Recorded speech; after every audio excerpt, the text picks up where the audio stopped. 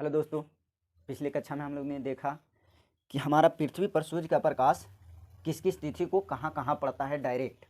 उसी क्रम में हम लोग ने देखा कि 22 दिसंबर को मकर रेखा पर, 21 मार्च और 23 सितंबर को विषुवत रेखा पर, 21 जून को कर्क रेखा पर सूर्य का प्रकाश हमारा डायरेक्ट पड़ता है। उसी क्रम में एक कमेंट आया कि आखिर कर्क रेखा पर ही हमारा सूर्य का प्रकाश अंतिम रूप से पड़ता है उत्तरी गोलार्ध में, और दक्षिणी गोलार्ध में अंतिम रूप से मकर रेखा तक ही पड़ता है डायरेक्ट। तो ऐसा क्यों होता है? तो पिछले वीडियो अगर आप लोगों ने नहीं देखा तो डिस्क्रिप्शन में लिंक दिया हुआ है, पहले उससे जा करके देखें। उसके बाद आपको ये डायग्राम और अच्छी तरह से समझ में आएगा। पिछला वीडियो में जो मैंने डायग्राम बनाया था वो मॉडिफाइड डायग्राम था, लेकिन वास्तविक डायग्राम हमारा ये है। सूर्य हमारा बीच में है, सूर्य का चक्कर जो है पृथ्वी ऐसे ऐसे दीर्घवृत्ताकार पथ में चक्कर काटते रहती है। अब जब दीर्घवृत्ताकार पथ में चक्कर काटेगी तो एक बात और ध्यान देने की बात है, हमारा पृथ्वी जो है आज पर 23.5 डिग्री झुका हुआ है। जब आज पर 23.5 डिग्री झुका हुआ है, उस क्रम में सन का लाइट डायरेक्ट रूप से इफेक्ट करता है। तो कैसे करेगा तो हम लोग देखते हैं। यहाँ पर देखिए दोस्तों, थोड़ा ये डायग्राम थोड़ा मिसिंग है, फिर भी आप लोग इमेजिन कर लीजिएगा, अच्छा से नहीं बन पाया है। तो देखते हैं, जब सूर्य यहाँ है और पृथ्वी यहाँ पे है, ठीक है दोस्तों, तो पृथ्वी सूर्य का प्रकाश डायरेक्ट हमारा विषुवत रेखा पर पड़ रहा है, क्योंकि ये जो है हमारा ऐसे थोड़ा और झुका हुआ है। पृथ्वी क्या किया हुआ है?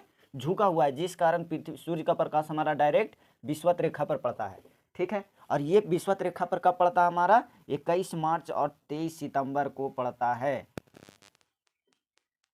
21 मार्च और 23 सितंबर को कहां पड़ता है? विषुवत रेखा पे। अब यही सूर्य ऐसे ऐसे घूमते हुए कहां पहुंच गया?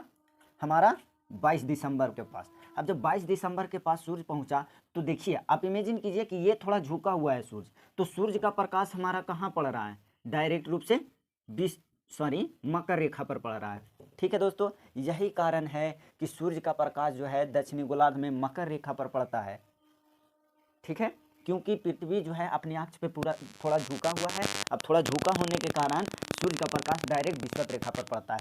और अगला डायग्राम देखें तो आगे है हमारा 21 मार्च का दिन। 21 मार्च को हमारा देखिए सूर्य का प्रकाश डायरेक्ट कहाँ पड़ रहा है? हमारा कर्क रेखा पर पड़ रहा है, सॉरी विषुवत रेखा पर पड़ रहा है दोस्तों।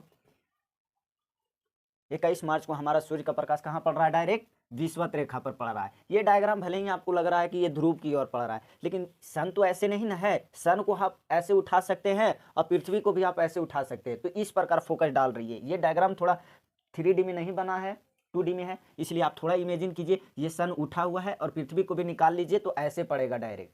समझ में आया दोस्तों? तो हमारा 21 मार्च को सूर्य का प्रकाश कहाँ पड़ता है? विषुवत रेखा पर पड़ता है। इसके बाद एक और डायग्राम है हमारा, सूर्य का प्रकाश यहाँ पे कहाँ पड़ेगा? 21 जून के दिन को। तो देखिए कर्क रेखा हमारा ऊपर में है, तो कर्क रेखा पर ही हमारा सूर्य का प्रकाश डायरेक्ट रूप से पड़ रहा है। समझ में आया दोस्तों? ये है हमारा वास्तविक डायग्राम। अगर इस डायग्राम को और अच्छे से समझना चाहते हैं आप लोग, तो 6 क्लास का NCERT बुक में ये डायग्राम दिया हुआ है, आप लोग उसे एक बार जा करके देखें और उसे समझने का प्रयास करें, ताकि आपका और भी विजन क्लियर हो सके। यहाँ तक समझ में आया दोस्तों? अब हम समझेंगे कि सूर्य का प्रकाश अलग अलग तिथि को अलग अलग पृथ्वी पर अपना प्रकाश डायरेक्ट डाल रही है, तो क्या होता है ये प्रकाश डालने के क्रम में, ठीक है दोस्तों। यहाँ तक समझ में आया? तो देखिए, अब जब सूर्य का प्रकाश हमारा पृथ्वी पर किस गोलार्ध में पड़ेगा? उत्तरी गोलार्ध, यानी कर्क रेखा पर डायरेक्ट पड़ेगा। तो आप हमको बताइए कि डायरेक्ट कर्क रेखा पर सूर्य का प्रकाश पड़ेगा तो यहाँ पे गर्मी होगा कि सर्दी होगा? जाहिर सी बात है कि गर्मी होगा। अब जब गर्मी होगा तो इसे हम कहते हैं नॉर्दर्न हेमिस्फीयर में समर का सीजन है, यानी उत्तरी गोलार्ध में हमारा ग्रीष्म ऋतु है। अब इसी तिथि को जब सूर्य जो है कर्क रेखा पर चमकेगी तो फिर साउथ में यानी सदर्न हेमिस्फीयर में, दक्षिणी गोलार्ध में क्या होगा? तो शीत ऋतु होगा, विंटर सेशन होगा। समझ में आया दोस्तों? 21 जून को सूर्य का किरण कर्क रेखा पर डायरेक्ट पड़ रहा है। अब जब डायरेक्ट पड़ रहा है तो उत्तरी गोलार्ध में हमारा गर्मी का दिन होगा, और जब उत्तरी गोलार्ध में गर्मी का दिन होगा तो दक्षिणी गोलार्ध में हमारा सर्दी का मौसम रहेगा। ठीक है दोस्तों, इसी को अपोजिट हम लोग देखते हैं। जब 22 दिसंबर के दिन सूर्य का प्रकाश डायरेक्ट मकर रेखा पर पड़ रहा हो, सूर्य का प्रकाश डायरेक्ट हमारा कहाँ पड़ रहा हो, मकर रेखा पर पड़ रहा हो, तो उत्तरी गोलार्ध में जितना भी एरिया है सारे में क्या होगा, सर्दी का मौसम होगा। तो यहाँ दक्षिणी गोलार्ध में क्या हो जाएगा, गर्मी का मौसम होगा। जिधर ज़्यादा धूप उधर गर्मी का मौसम, जिधर कम धूप उधर सर्दी का मौसम। समझ में आया दोस्तों? ये है हमारा डायग्राम। इसी डायग्राम को मैंने 2 क्लास पीछे में बताया है मॉडिफाई करके, ताकि आप लोग को और अच्छे से समझ में आए। ठीक है दोस्तों, थैंक यू। दोस्तों अभी हमने देखा कि कर्क रेखा क्या है, मकर रेखा क्या है और विषुवत रेखा क्या है। ये सारी रेखाएं हमारा क्या है, अक्षांश रेखाएं हैं।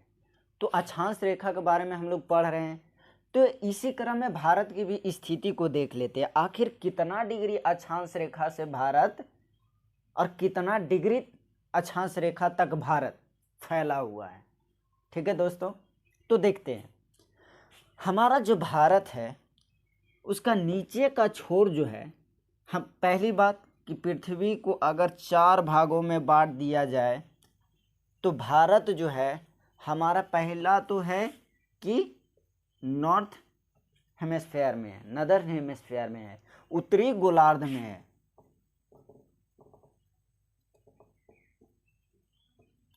कहाँ है, उत्तरी गोलार्ध में है।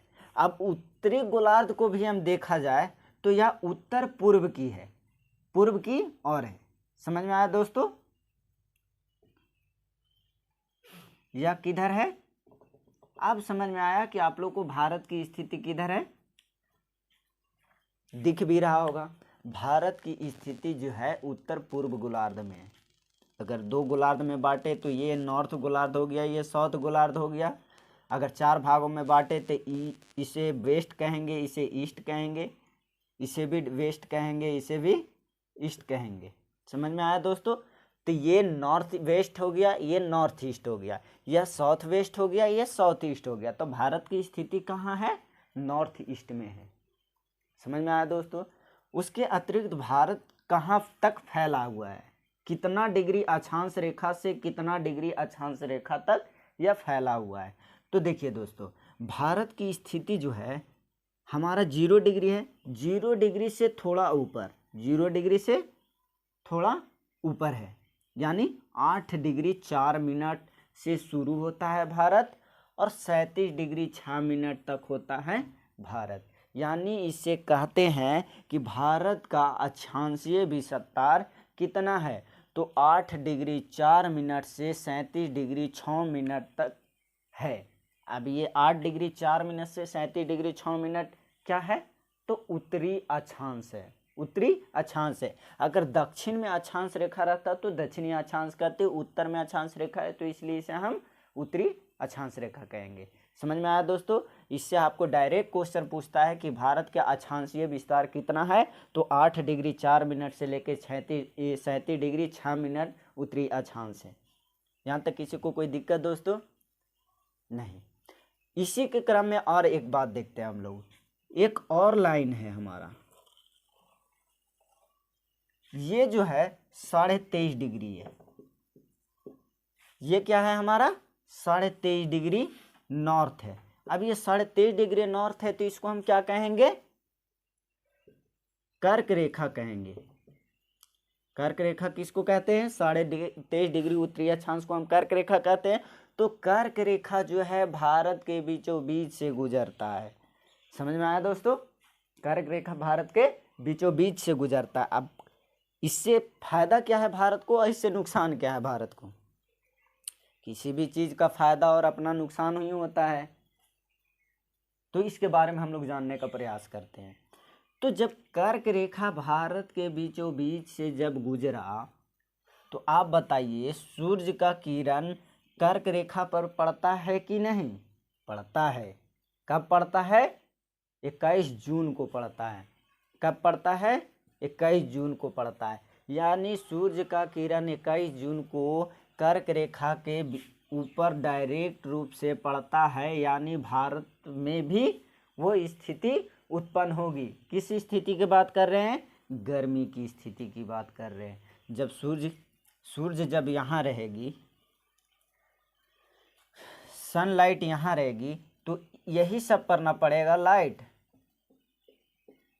यानी इससे हम कह सकते हैं कि अगर क्वेश्चन पूछ दिया कि बताइए कि निम्न में से कौन सा ऐसा राज्य है जिस पे सूर्य का डायरेक्ट किरण पड़ता है, तो कह सकते हैं यहाँ कौन सा राज्य है? गुजरात है। थोड़ा यहाँ पे राजस्थान वाला कुछ क्षेत्र है, फिर महाराष्ट्र है, झारखंड है, बंगाल है, और भी राज्य हैं। समझ में आया दोस्तों? तो इस प्रकार भी क्वेश्चन पूछा जाता है। यहाँ तक कोई दिक्कत नहीं। अब देखिए, कर्क रेखा यहाँ तक पड़ रहा है और सूर्य का किरण कहाँ पड़ेगा? यहाँ तक पड़ेगा। तो देखिएगा, आप गौर कीजिएगा कि जहाँ पे धूप ज़्यादा पड़ेगा वहाँ का आदमी हमारे जैसा करिया होगा। इसमें कोई संदेह वाली बात नहीं है कि जहाँ पे धूप की मात्रा ज़्यादा पड़ेगा वहाँ का लोग थोड़ा काला होता है। अब ये क्यों काला होता है? ये अपना शरीर की बनावट ही ऐसा है। क्यों? क्योंकि सूर्य से आने वाले प्रकाश में कुछ हानिकारक किरणें भी होती है। अब वो हानिकारक किरणें क्या करता है? हमारे बॉडी में आता है और हमें कैंसर की स्थिति उत्पन्न कर देता है। यानी हमारा कौन सा कैंसर होगा? चर्म कैंसर। ठीक है दोस्तों, अब चर्म कैंसर हो जाएगा तो ऐसा तो नहीं है कि इधर कोई आदमी नहीं रह रहा है, विषुवत रेखा पर कोई आदमी नहीं रह तो सब रहा है। तो ये कैंसर से बचने के लिए हमारा शरीर में कुछ फंक्शन रहता है। अब वो क्या रहता है? कुछ रासायनिक परिवर्तनें होती रहती है हमारे शरीर में। अब वो क्या है? तो उस चीज का नाम है मिलेलिन।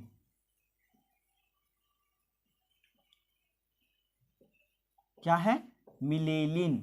मिलेलिन एक क्या बोल सकते हैं, रासायनिक पदार्थ है, तत्व बोल सकते हैं कि मिलेलिन जो है हमारे शरीर में उत्पन्न होता है, जो हमारा चर्म कैंसर से बचाने का कार्य करती है। दोस्तों, हमारा शरीर में मिलेनिन का मात्रा हमेशा मौजूद रहता है। किसी में कम रहता है तो किसी में ज़्यादा रहता है। जिसमें ज़्यादा रहता है वो आदमी काला हो जाता है और जिसमें कम रहता है वो गोरा होता है। लेकिन मिलेनिन जिसमें नहीं रहेगा उसको चर्म कैंसर को होने का डर बहुत ही ज़्यादा सताएगा। अब ये चर्म कैंसर होगा कैसे? तो सूर्य से जो प्रकाश हमारा आ रहा है उसमें कुछ हानिकारक किरणें भी मौजूद रहती है जो हमारे शरीर को इफेक्ट करती है और हमें चर्म कैंसर से ग्रसित करती है। वही कैंसर से बचाने के लिए हमारा शरीर में मिलेनिन नामक रसायन मौजूद रहता है, जो कि शरीर पर धूप पड़ने पर ऊपर आ जाता है और शरीर में पर धूप ना पड़ रहा हो तो वह मिलेनिन नीचे चला जाता है। अब जब ये मिलेनिन की मात्रा ऊपर आएगा तो आदमी ज़्यादा काला हो जाता है और मिलेनिन की मात्रा जब कम रहता है तो शरीर गोरा दिखने लगता है। इसलिए आप देखिएगा कि दक्षिण भारत में जितने भी लोग रहते हैं वो भूच करिया टाइप के रहते हैं, एकदम भूच रहेगा करिया, लगेगा कि वो अभी अभी मोबिल में से निकाल के आया हुआ है। तो कारण क्या है? मिलेनिन। क्यों? क्योंकि दक्षिण भारत में इस क्षेत्र में धूप की मात्रा अत्यधिक रहती है। अब जब धूप की मात्रा अत्यधिक होगा तो यहाँ पर कैंसर का कारण ज़्यादा रहेगा और कैंसर से बचाने के लिए हमारा शरीर डॉक्टर के रूप में किसको भेज देता है? मिलेनिन को भेज देता है। समझ में आया दोस्तों? इसी का अपोजिट आप देखिएगा कि उत्तर के भारत में इधर वाला क्षेत्र में जितने भी लोग रहेंगे एकदम गोर रहेंगे, एकदम उजर लगेगा। कुछ तो ऐसे भी दिखते हैं कश्मीर वाले क्षेत्र में ना, लद्दाख कश्मीर वाला क्षेत्र के लोग, कि लग रहा है कि दूध में से नहाया हुआ आया हुआ है, अभी दूध से नहा करके आया हुआ है। इतने गोरे रहते हैं। क्यों? क्योंकि इनको जो है कैंसर से बचाने के लिए मिलेनिन की आवश्यकता नहीं होती है। ठीक है दोस्तों? अब जब भी हमारा प्राकृतिक जैसा रहता है, हमारे चारों ओर कैसा माहौल नहीं कह सकते हैं, कि वातावरण कैसा हो, वहाँ की जलवायु कैसा हो, उसी प्रकार आदमी का रंग रूप ढंग सारा तय होता है। तो इस क्षेत्र में धूप की मात्रा बहुत कम रहती है, इसलिए यहाँ के लोग गोरे रहते हैं, और इस क्षेत्र में धूप की मात्रा अत्यधिक रहती है, जिसमें यहाँ के लोग काले रहते हैं। समझ में आया दोस्तों क्या है कॉन्सेप्ट इसका?